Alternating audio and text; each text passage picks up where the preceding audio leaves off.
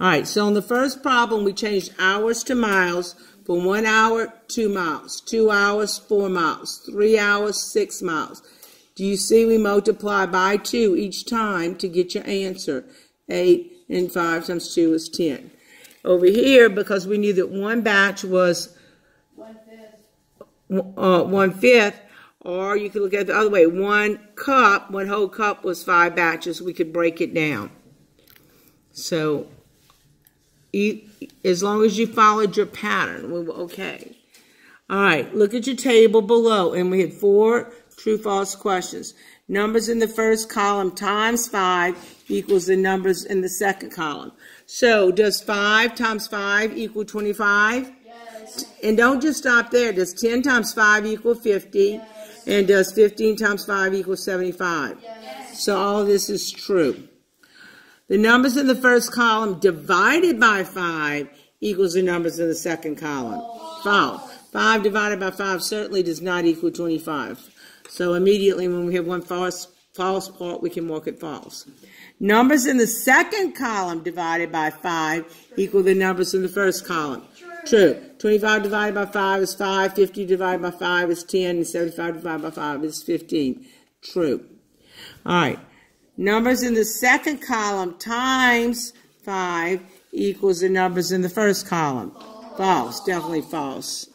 75 certainly does not equal 75 times 5 does not equal 15 for sure. So false.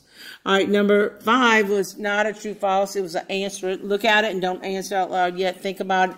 If 25 is in the first column, which is not there yet, if 25 is in the first column, what number will be in the second column? Well, we would continue our chart. We would count by 5, so it would be 20.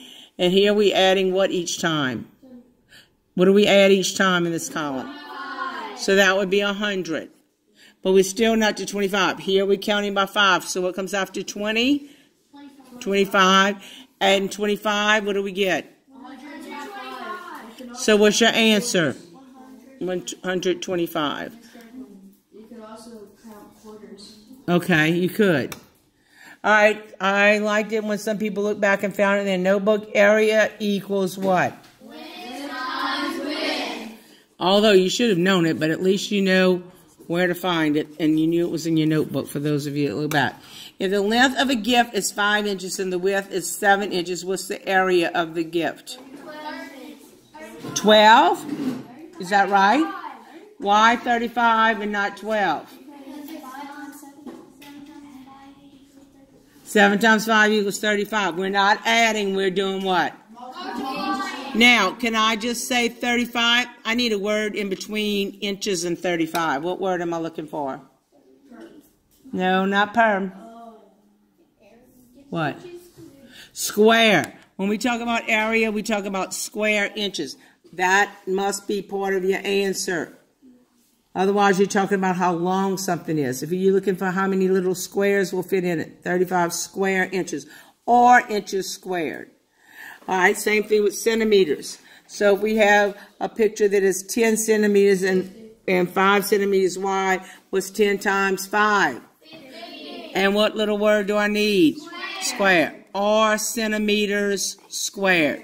You could say 50 centimeters with a little 2 meaning squared.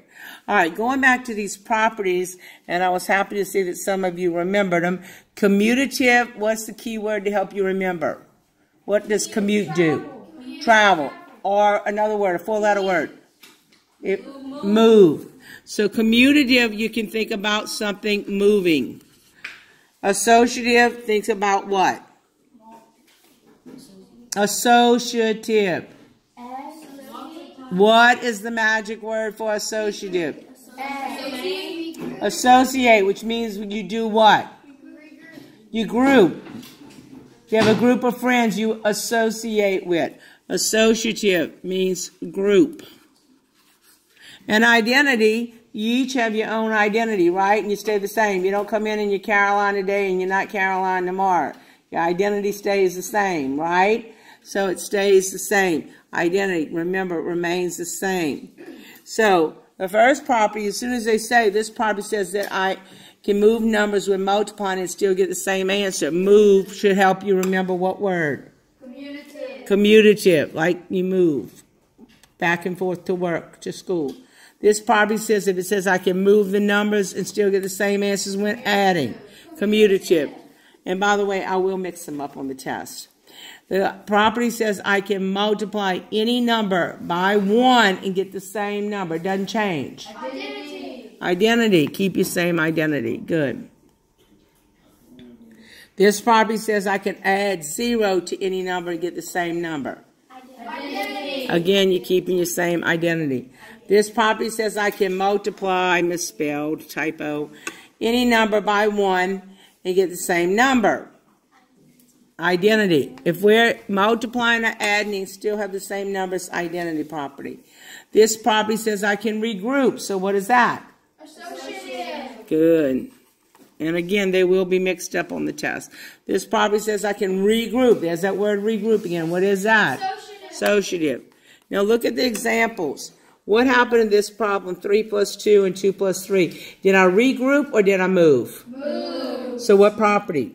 Commutative. Okay, commutative. This property, I added a 0, but the number stayed the same. What property? Identity. Identity. This property, I took the numbers. They stayed in the same order. Look, they're 1, 2, 3, 1, 2, 3. I haven't changed the order. I haven't moved them.